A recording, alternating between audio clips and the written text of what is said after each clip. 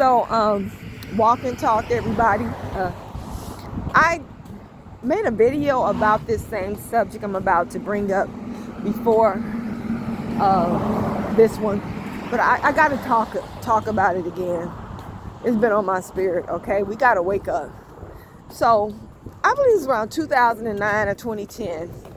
I was at the French market, and this African, I think he was from Senegal, I'm not sure, was selling shea butter. So I needed some shea butter. I went over there to get it. So we started talking a little bit, and I said, for some reason, I don't even know why, I said, well, you know, my people are descendants of slaves. That man went the hell off. Not completely. Talking about, now y'all do something and steal hubcaps. And I said to myself, what, steal hubcaps? I should have went off on him about that. But never mind these people. I bet you he got his papers from lying to an black American woman. And that's why he's sitting up there vendoring in the French quarters in our country. Like I said, ignore these people that talk like that.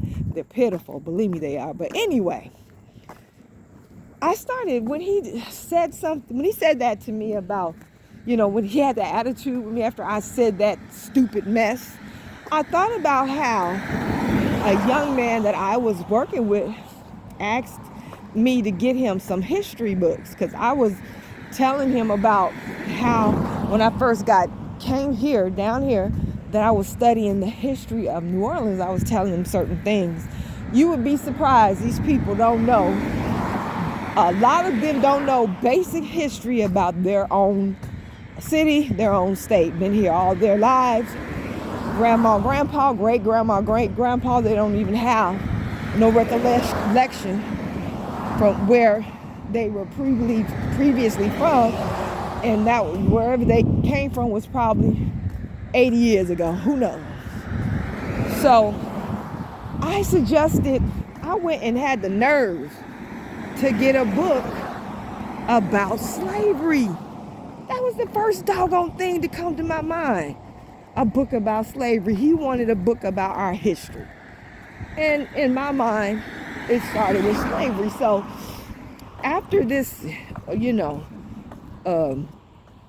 running with this dude at the market, I started thinking, where did I get this from? Where am I getting this from? Because now I'm way over 40. I'm up there. I have never heard my family or our people claim to be descendants of slaves, especially saying it proudly like these folk do today. I never heard them say that. As a matter of fact, I was talking to my grandmother in my I think I was in my late teens, and I was trying to ask her about her family, and you know, her father was half British or English or whatever, and half her father's father was English, and her mother was Choctaw Indian. So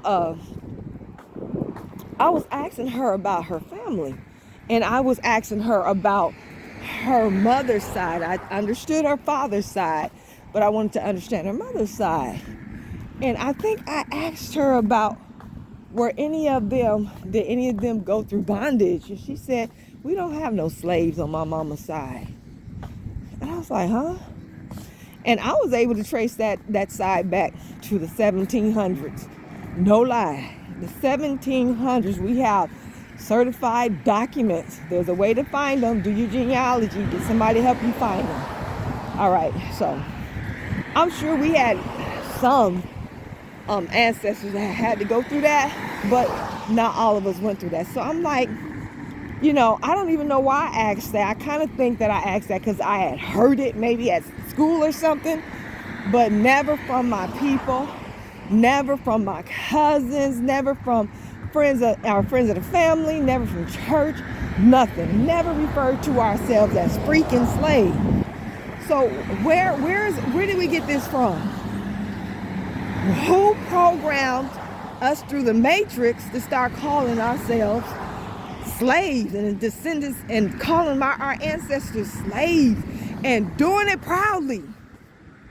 I mean, proud. I'm not embarrassed that my people came from slavery. What are you talking about? There are some people who can't even find an enslaved ancestor in their family, and I have met people who were able to do so. Not all of us experienced that, and I don't care if we all did. You don't identify with that. You have to wake up, okay? You have to wake up, and so a lot of things that you have been subconsciously brainwashed to say and do. You have to do some searching. You have to let somebody tell you something, and then you're going to have to let that stuff loose. Let it go, okay? You got to stop identifying with slavery. That is not the main event of our history. It's not the biggest part of our history, or none of that. Our history is vast and very expansive in every area, okay? So let me just remind you, back then, while you calling the slaves, yourself slaves, we owned millions of acres of land. We had more businesses. Back then, during those times, you calling us calling our people slaves, pre-1861, we had land, more businesses. We had all kind of trades, way more than we do today. How is that so? If every last one of us came off a boat and we were beat and separated from our families and essayed and all kind of horrible stuff, decapitated and barely fed. How? Got to go through history and go down to the rabbit hole. You're gonna go deep to the rabbit hole so you can know what really happened, who our people really were, and all those things. Okay, so I kind of feel that some people are now kind of like being encouraged or encouraging themselves or accepting a slave label because, reparations. I guess they think they'll get reparations faster or more likely to get it if they call themselves or identify with us as a slave. Oh my God. How? Nobody in the annals of history identified as a slave, proudly talked about how they were slaves and their ancestors were slaves. Nobody. Wake up. That's a part of it. In a lot of ways, that's really not our main story. Some of us owned people in bondage. That's a whole nother story too. And that's nothing to be proud of, but at least we were doing it to free our family members and maybe help somebody else out. But everybody across the world has endured or experienced enslavement to some capacity. Everybody, but you don't hear them even speak on it. But you saying it proudly. What you're really doing, because you've been brainwashed to do this, you've been programmed to do this. What you're really doing is you're making yourself an immigrant and you're taking yourself off this land. You refuse to do the research that it requires for you to know and find out your truth, your personal truth through your genealogy, and doing some digging research. You can go to archives. Amazon got some good material, whatever. Dig. All right? And how is it that bondage is the only thing that we talk about when we talk about getting reparations? What about them destroying our towns and our cities all across America? Y'all all most of us for a while only heard about Black Wall Street in Tulsa, Oklahoma. But there were towns during that time and before that time all across America where we were pretty much self-sufficient that they burnt down. They buried under man-made lakes, and they buried under dams. The other ones, the rest of them, they used eminent domain to build freeways over them, destroy them, rail tracks through them, and they just outright toe tag the people in the town and took what they had. So I don't know how we could have did all of that and been so successful with that if we had come from such a terrible, every last one of us now. Some of us, yeah. Every last one of us? No, we didn't come from that terrible story that they keep feeding us concerning slavery. We didn't come from that. Oh my God, please wake up.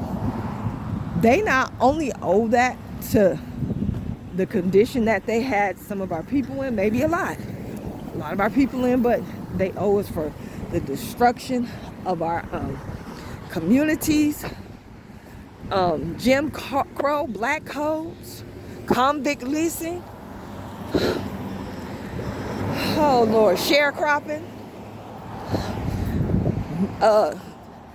bank and mortgage discrimination. They destroyed our banks, closed the freedmen banks down when we were trying to get back on our feet after the Civil War, stole our money, putting drugs in our community, medical apartheid.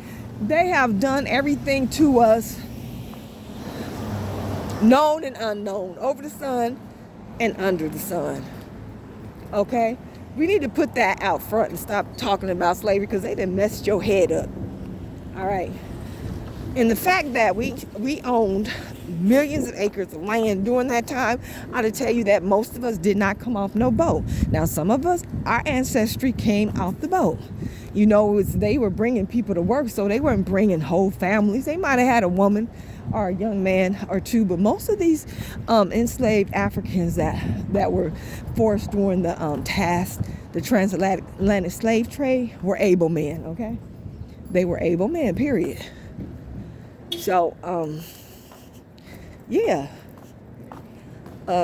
Please, sometimes people just got to wake us up and bring certain things to our attention, all right? Just like that man brought it to my attention, then I started looking at it for what it was. And take the chains off your mind. You don't have them on your hands and your feet. You got them on your mind. Take them off. Peace. Love y'all.